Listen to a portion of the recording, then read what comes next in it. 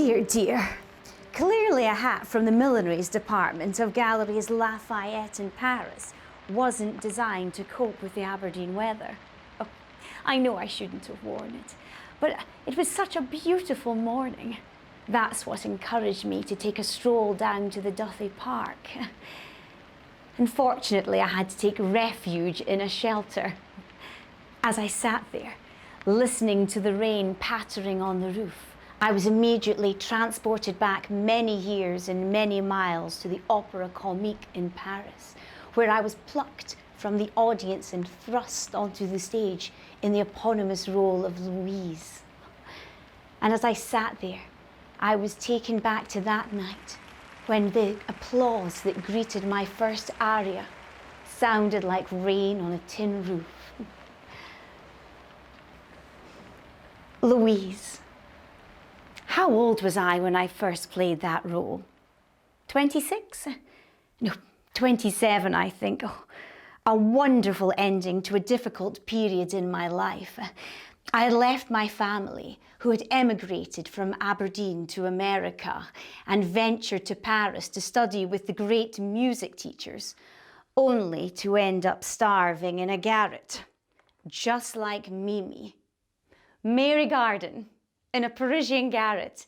How romantic, how bohemian, how miserable.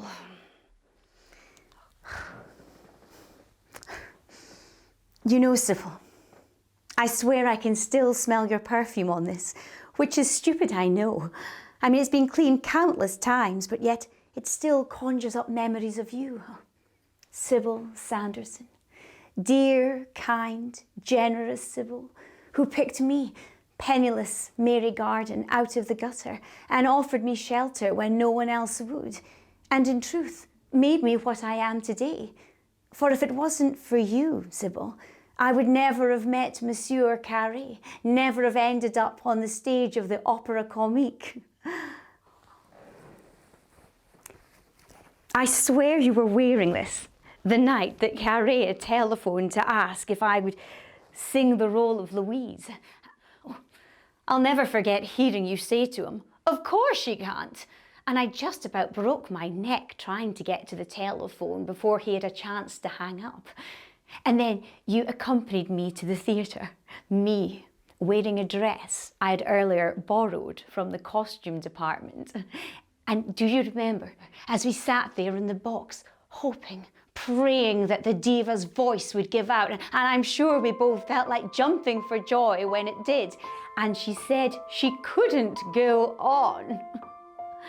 And suddenly I was thrust onto that huge, scary stage, and I'm sure I would have run off if I hadn't known that you were there in the wings.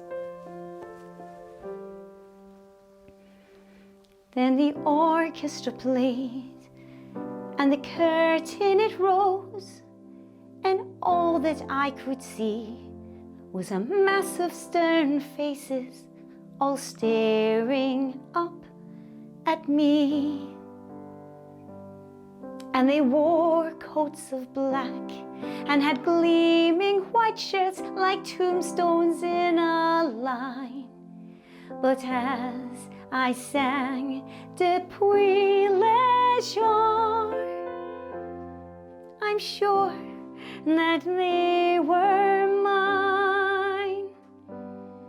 For suddenly the people didn't seem so aloof, as the theatre rang with the sound of applause, like rain on a flat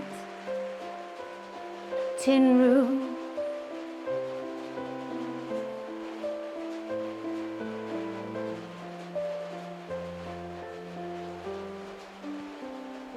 So I strutted the stage and I gave it my all. I'd an audience to please. I'd lost Mary Garden and I became Louise. Then the orchestra ceased and the curtain it fell and bravos filled the air. I knew my home was the theatre. I'd found my true lair, for suddenly the people didn't seem so aloof as a theatre filled with the sound of applause, like rain on a flat tin roof. As I opened my eyes the very next morn and saw the sun's bright beams, I wondered, did that really happen? Or was it just a dream? So I hurried out and I carried back every newspaper I could buy. And as I read the glorious reviews, I felt I touched the sky. A delightful voice and a pleasing appearance quickly won over the audience. Le Figaro showed dramatic temperament, good poses and diction. Le Ménestrel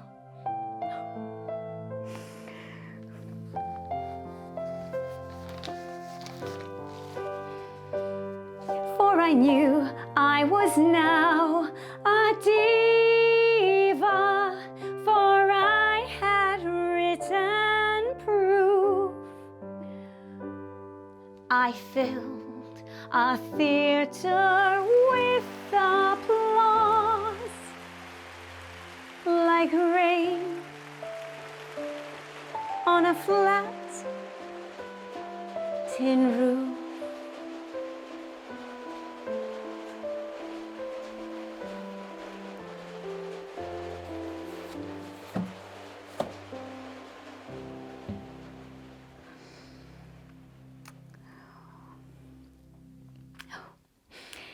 I had never met another opera singer so generous, so gracious as you, Sybil. I mean, it's hardly a trait of the breed.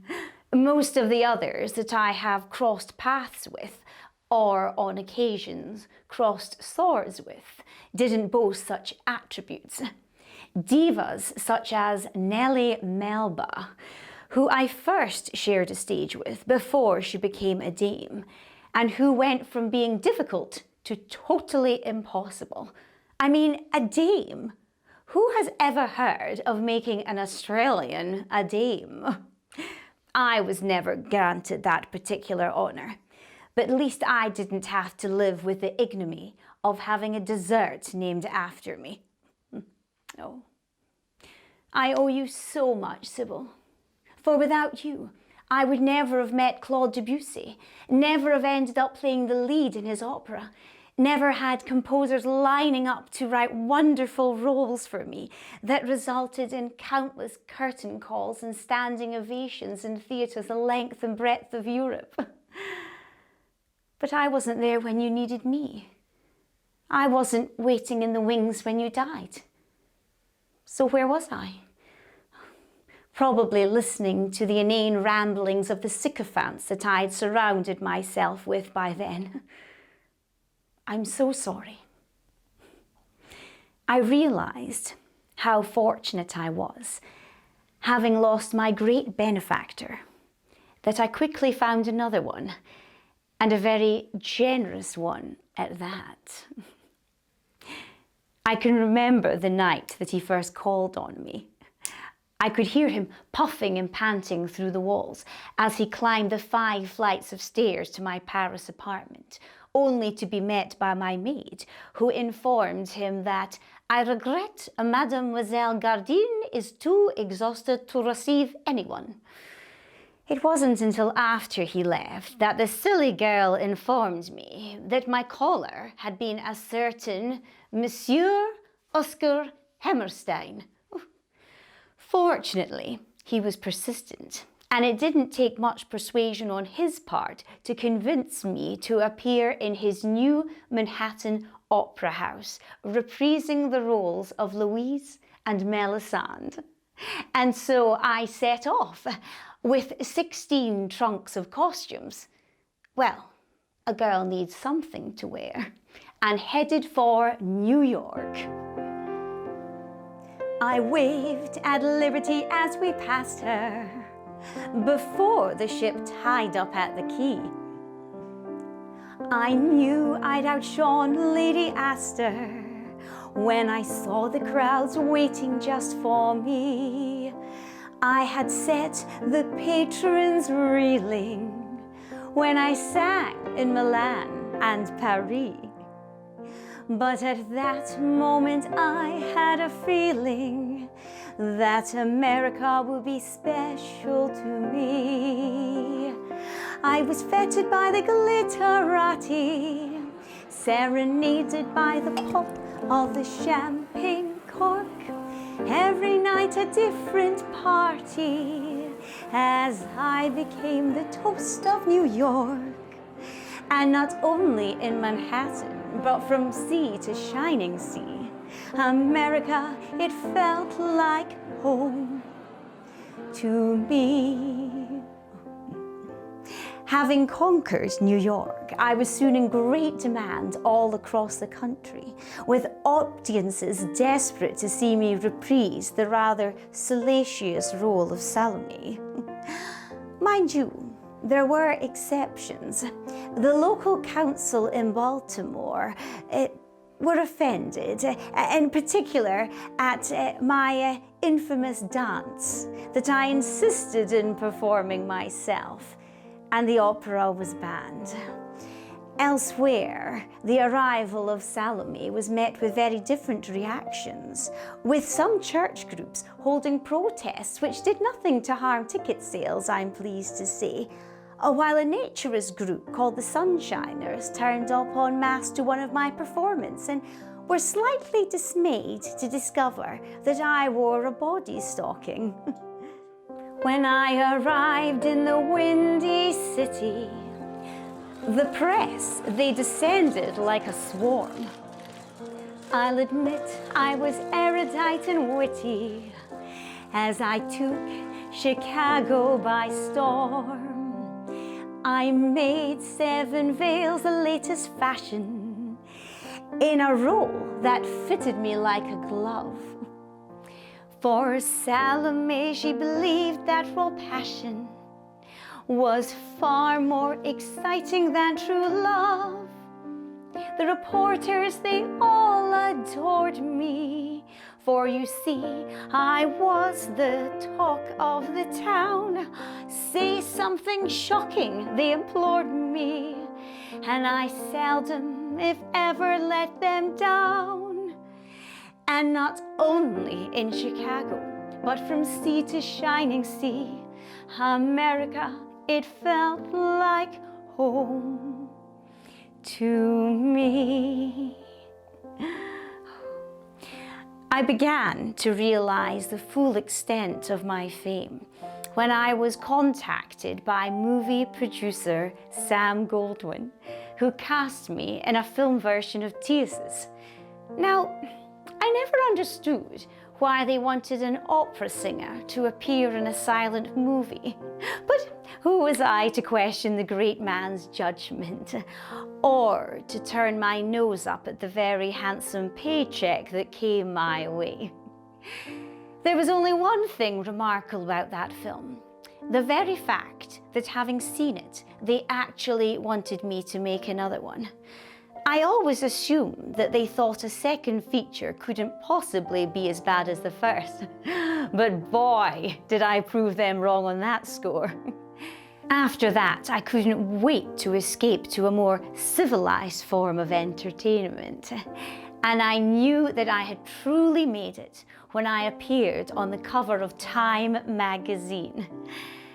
Unfortunately, by then, the reporters were more intent in writing about my private life.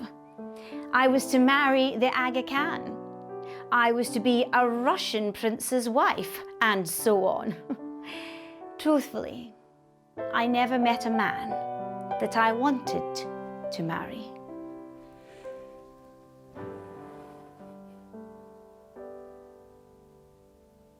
For many years, I discharged my obligations to the Chicago Grand Opera Company while alternating trips to my spiritual home of Paris.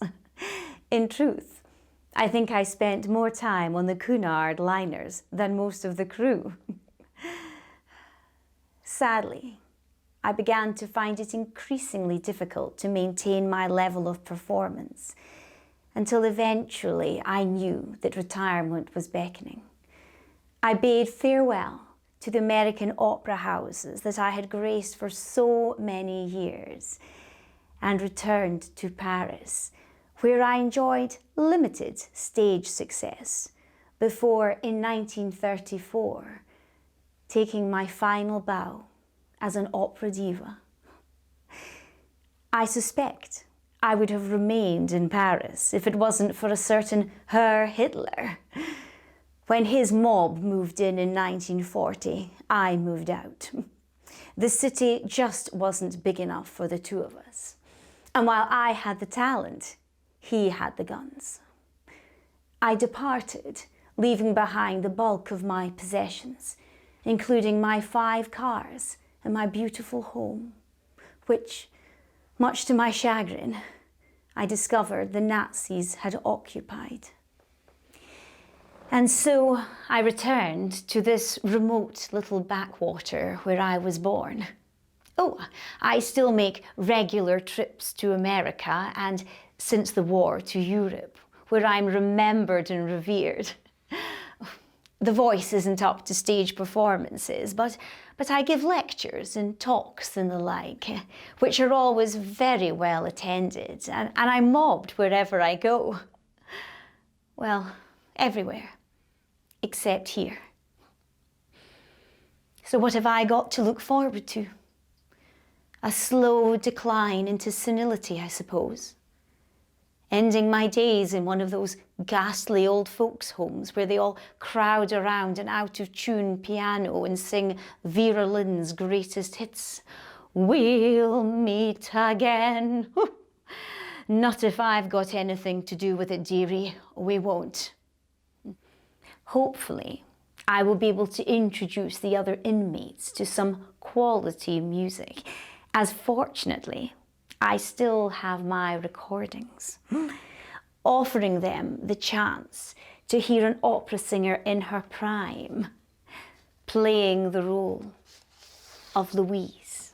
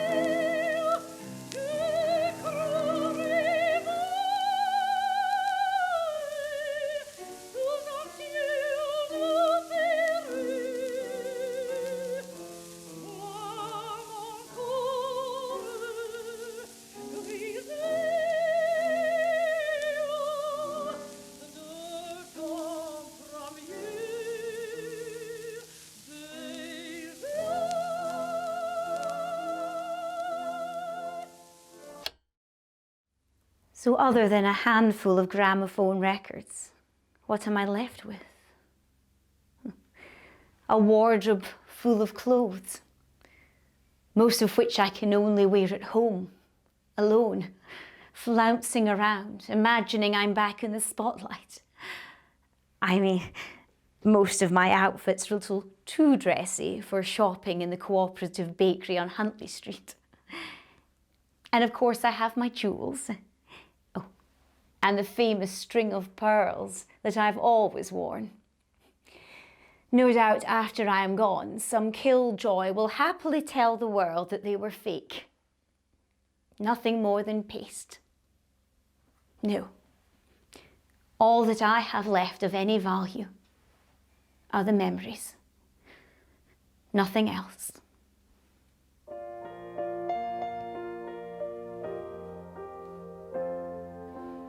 There was once a time I escaped the dirt and grime, embracing my new life with body and soul. There was once a time I had a ladder to climb.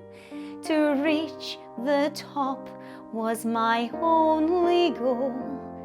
For I dined with kings and presidents when I was at the height of my fame. But that was back in days of yore. Now no one needs me anymore. As I live out my life where no one even knows my name,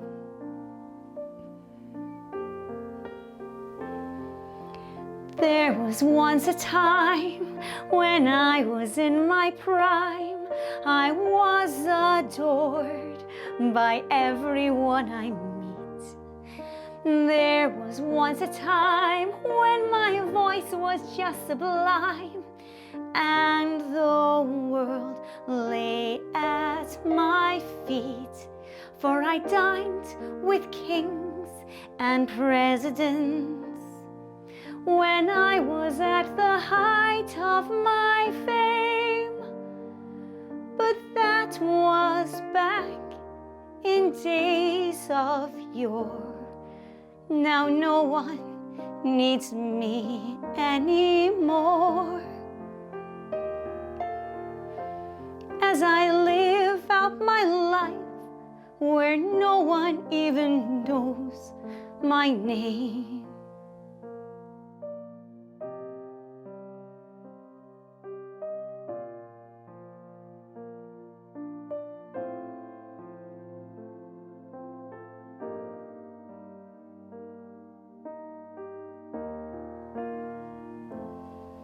For I dined with kings and presidents when I was at the height of my fame.